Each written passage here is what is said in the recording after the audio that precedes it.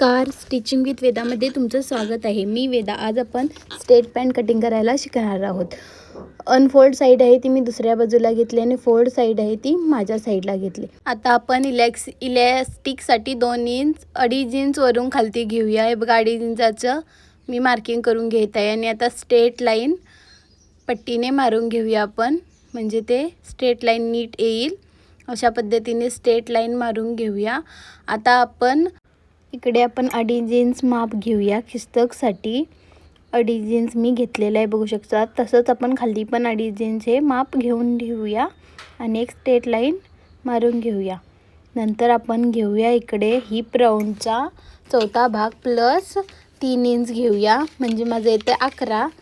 मग मी ते 11 वरती मार्किंग करून घेतले आणि स्ट्रेट लाईन मारून घेतले. बघू शकता तुम्ही, अशी स्ट्रेट लाईन मारून घेतले मी.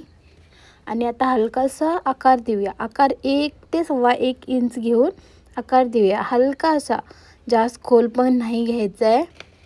बघू शकता नीट असा आकार मी देत आहे. बघा हलकासा आकार दिलेला आहे मी. आता आपण वेस्ट राऊंडचं माप घेऊयात, म्हणजे कमरचं माप घालूयात.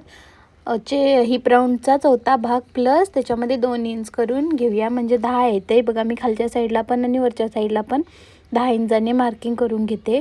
आता आपण स्ट्रेट लाईन मारून घेऊयात. बघू शकता स्ट्रेट लाईन मारून घेतले मी. आणि आपण जे माप घेतले ना खिस्तकसाठी, जी खिस्तकची उंची, तेवढंच माप आपण इकडे पण घेऊया 11 आणि मार्किंग करून घेऊयात. आता मी इकडे उंचीचं माप टाकणार आहे. मला तयार उंची 35 पाहिजेत, तर मी त्याच्यामध्ये 2.5 किंवा 2 इंच ॲड करून 37 इंचाची उंची घेतलेली आहे. तर आपण पुढील माप घेऊया. जे खिस्तकाकडे घेतले ना ते मी दाखवते त्याच्याप्रमाणे त्याचे निम्मे करून घ्यायचे आहे. तिकडे 13 आले, तर 13चं निम्मं 6.5 असं करून मी 6.5 तसंच माप खाली पण 6.5 घेतले, म्हणजे मी मध्य काढत आहे. त्या 2 मापाचं मी मध्य काढत आहे. आता मला बॉटम राऊंड घ्यायचा आहे. माझा बॉटम राऊंड आलेला आहे 6, तर मी त्याचं निम्म करून 3 ह्या साईडला 3 आणि रेषेच्या त्या साईडला 3 असं माप घेऊन घेतलेलं आहे. त्याच्यामध्ये हाफ इंच एक्स्ट्रा ॲड केलेलं आहे. आणि आता आकार देत आहे स्ट्रेट पॅन्टचा. नीट बघू शकता तुम्ही, असे मी पहिले पॉईंट करून घेतलेले आहेत आणि मग नंतर आकार देणार आहे. दोन्ही साईडला पण असे पॉईंट करून घेणार आहे.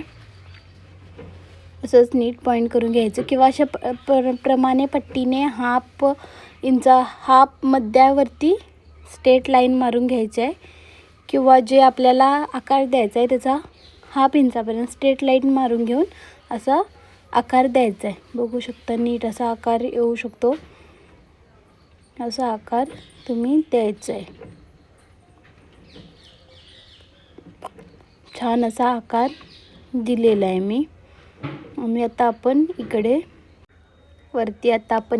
पॉकेटचं माप टाकणार आहोत. तर अशा पद्धतीने बेल्टसाठी जे माप ठेवलेलं आहे ते असं फोल्ड करून घेऊया आणि आपण तिथं पॉईंट करून घेऊया. तर त्याच्या खाली घ्यायचं आपल्याला 6 इंच घ्यायचा आहे आणि असा छानसा आकार पॉकेटचा द्यायचा आहे. आपण कधी पण आकार देतो ना तेव्हा पहिला डॉट करून घ्यायचे, त्याच्यामुळे समजेल आपल्याला आकार आला आहे की नाही. नीट नाही आला तर आपण परत आणि चांगल्या पद्धतीने देऊ शकतो. त्याच्यामुळे ते पहिलाच तुम्ही जर डार्कमध्ये दिला तर नंतर चेंज केलं तर ते समजत नाही. त्याच्यामुळे असे डॉट दिला तर समजून जातं. बघू शकता मी थोडं खाली पण घेतले. असं छान आकार दिलेला आहे. पण आता कटिंग करून घेऊयात. मी जसं सांगते तसं कटिंग करूयात. बघू शकता जे मी रेषा मारले तिकडनं कटिंग करत चालले.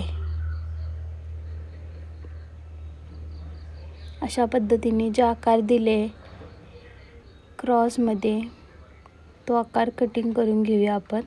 दोन्ही साईडनं सेम कटिंग करूया. आणि जे पॉकेटसाठी जो आकार दिलेला आहे ना तो पण आपण नीट कटिंग करून घेऊया. व्हिडिओमध्ये मी दाखवलेलं नाही आहे पॉकेटचं कटिंग करताना, पण जे आपण मार्किंग केले ना तिकडनं कटिंग करून घेऊयात. अशा टाईपने कटिंग करून घ्यायचे. आता आपले झाले 4 पार्ट आलेले आहेत. हे बघू शकता सरळ बाजू ठेवून असे 4 पार्ट आलेले आहेत आपल्याकडे. कटिंग झालेले आहे आपले. आता पॅन्टचं स्टिचिंग कसं करायचं आहे आपण नेक्स्ट पार्टमध्ये बघूया. व्हिडिओ आवडला असेल तर लाईक करा आणि स्टिचिंग विथ वेदाला सबस्क्राईब करायला विसरू नका. थँक्यू.